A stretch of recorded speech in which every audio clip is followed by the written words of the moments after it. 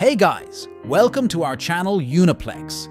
Guys, in today's video, we will be showing 6 deadliest tornadoes that will go down in history. So, without wasting any more time, let's start today's video.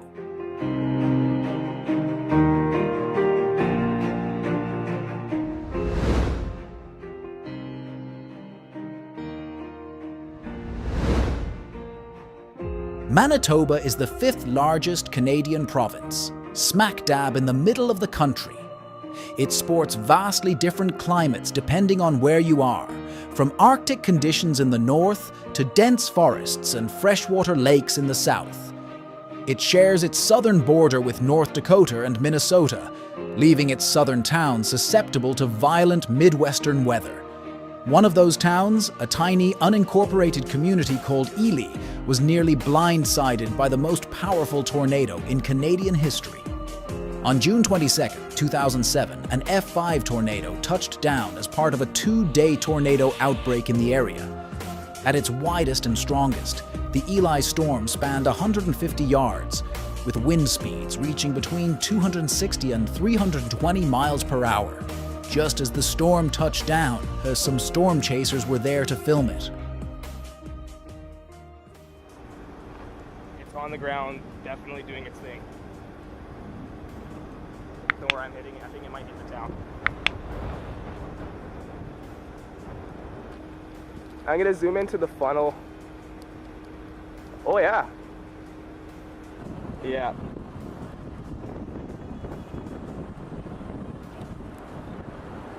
It's tearing shit up, man. I can hear it. Yeah. And Eli. I can hear it. I can hear it. I can hear it. Yeah. I think it's hitting the town. Eli. I think it's either beside it or it's hitting it. Here, hold on. Yeah, I gotta take some pictures of this shit. Actually, it just went. About a mile away from the storm, a group of storm chasers gets the shot of a lifetime as the Ely tornado forms overhead. You can see debris swarming around the base of the twister as it rips through an open field.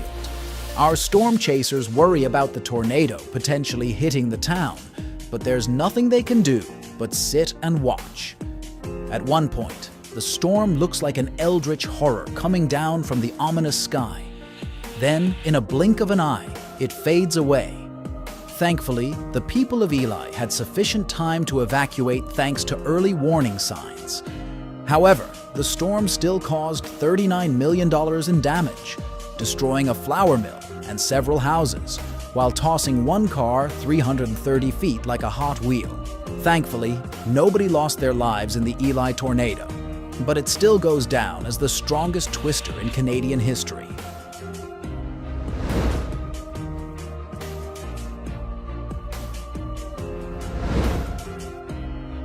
Lubbock acts as the economic and education hub south of the Texas Panhandle, in Texas. On May 11, 1970, Lubbock, Texas became known for much more. A powerful multi-vortex tornado touched down as night fell over Lubbock. It caused $135 million worth of damage, or a little over $1 billion in today's money. Most of the damage was surveyed by a man named Ted Fujita, who created highly detailed remappings of the storm's path. A year later in 1971, the Fujita scale would become the go-to method for rating tornadoes. For reference, Ted gave the Lubbock storm an F5 rating. 2 other storms developed before the primary F5 tornado. Then, at around 9:35 p.m., the main storm touched down in southwestern Lubbock and went on an 8.5-mile journey of death and destruction. The storm was wide enough to encompass nearly a quarter of the city before it finally lifted 25 minutes later. In all, 26 people lost their lives in the storm, and 9,000 more lost their homes. At the time, it was the most costly tornado in U.S. history, but it still came with a silver lining. Despite widespread damage, The relief and reconstruction effort revitalized the Lubbock economy and sparked a period of physical and financial growth.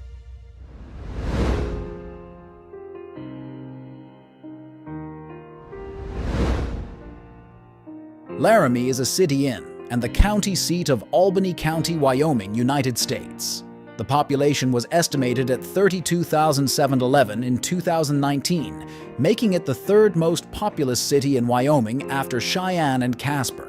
The town sprung up in the mid-19th century when the Union Pacific Railroad line crossed the Laramie River, making it a hotbed for travel in the Midwest. Unfortunately, it's also a minor hotbed for tornadoes, as it sits on the border of Tornado Alley. Things changed in 2018 when Wyoming turned into a storm chaser's paradise. On June 7, 2018, one of the most picturesque tornadoes of all time spawned about 9 miles north of Laramie. The Washington Post called it the most photographed tornado of 2018, as plenty of people got incredible footage over its 45-minute lifespan.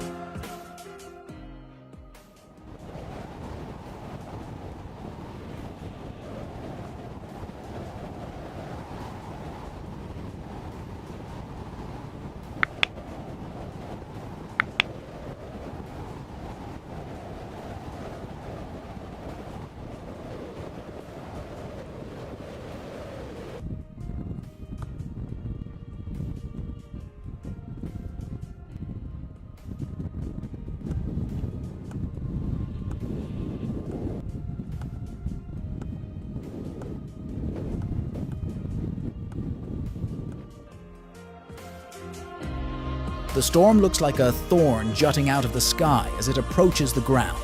Once the funnel fully forms, the whole thing takes on a thick gray tone, looking like a solid mass of wind tearing across the countryside. It almost seems too perfect to be real. With some up-close and personal shots, we see just how wide the storm is as the wind spins counterclockwise. But as powerful as the storm looked, it didn't do that much damage. There was some spotty damage here and there, and a few structures, fences, and power lines took a minor beating. Thankfully, nobody got hurt, and most of Laramie could sit back and enjoy nature on full display.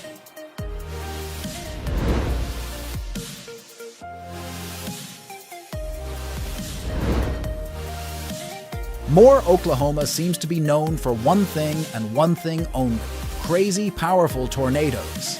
The town is in the heart of Tornado Alley, and the greater OKC metro area is good for one bad tornado a year. According to the Weather Channel, things have only ramped up since the 1980s, with the metro area experiencing an average of 2 to 3 twisters each year. Ben Holcomb, a career storm chaser, was there on May 20th, 2013 to chase a storm that was meant for the history books. Southwest, we're on 19th Street here in Moore. Going west. Watch your language. We're on 19th Street here in Moore. We're going west. There's a huge wedge on the ground.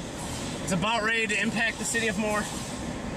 It's going right up the old, almost the 99 path. Yeah.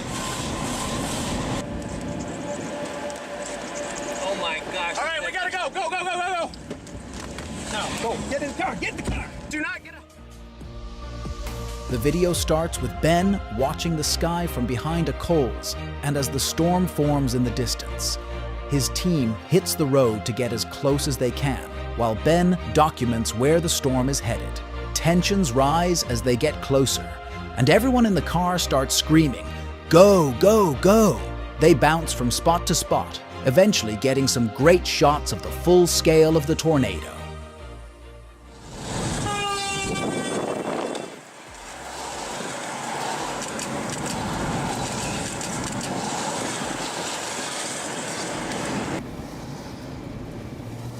This is not what I wanted to see. I have to put your window up.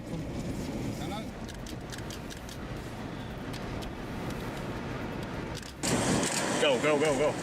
Let's get in behind this. You gotta go forward?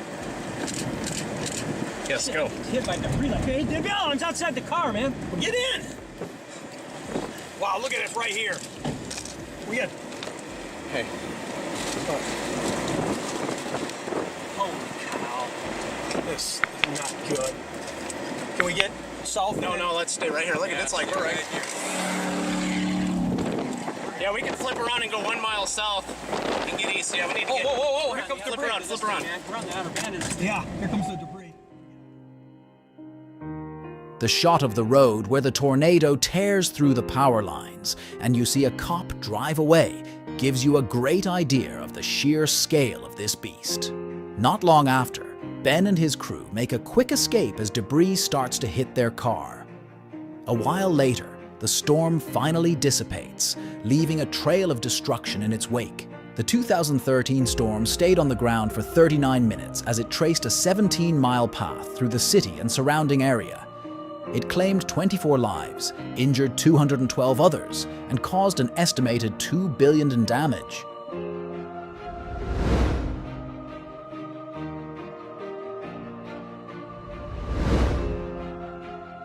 May of 2013 was a bad year to live anywhere near the Oklahoma City metro area.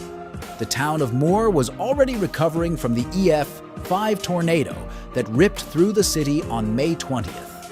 Then, 11 days later, another record-setting storm touched down 40 minutes west in El Reno. The worst part? It was only one of the dozens throughout the week. The storm hit around 6 p.m., roughly 8 miles southwest of the city. As it moved over open fields, the storm snowballed in size, eventually becoming the widest tornado ever recorded at 2.6 miles wide. For reference, that's about as wide as 38 football fields lined up end zone to end zone. The storm was a multi-vortex tornado, meaning several smaller tornadoes rotated around the central vortex. Thankfully, the storm stayed over open terrain, limiting its destruction and impact on human life. Still, 8 people lost their lives in the El Reno storm alone, including a team of expert storm chasers and one man who just wanted a good picture. Some isolated locations along the storm's path suffered some severe damage. Most of the buildings suffered EF3 level damage, and some described the OKC West livestock market as a war zone. Meanwhile, the Canadian Valley Tech Center sustained $40 million in damage to its mostly brick buildings. The 2013 El Reno tornado is without a doubt the most infamous of all time, and definitely one for the record books.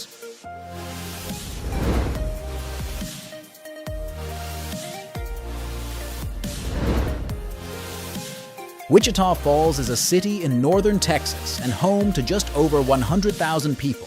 It's the administrative center of Wichita County and has a long-standing relationship with powerful tornadoes. On Friday, April 3rd, 1964, an F5 tornado touched down in Wichita Falls, causing $15 million in property damage, or about $143 million today. The event was known as Black Friday, years before the phrase became synonymous with the day after Thanksgiving. The storm destroyed 225 homes and damaged another 250. But it pales when compared to the 1979 storm, aptly named Terrible Tuesday.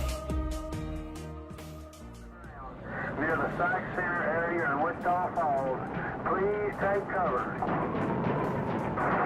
GPO, where's GPO? Okay, that thing looks like it's moving directly east. It's on the north side, still on the ground. Mr. Brady, go ahead. Golly, I'll tell you what, they've got a bad one up there. And it appears to be coming into the town. On April 10, 1979, a violent weather outbreak in North Texas spawned 13 tornadoes in the Texoma area, an interstate region between Texas and Oklahoma.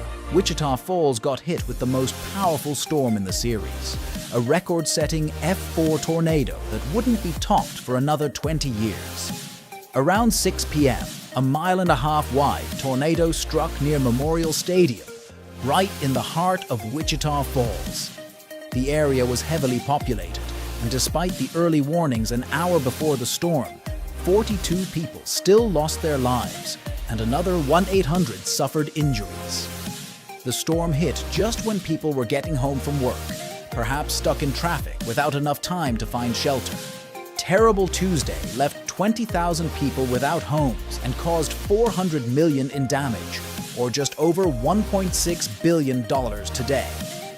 It set the record for the most costly tornado in American history until the 1999 F5 tornado in Moore, Oklahoma ascended to the throne.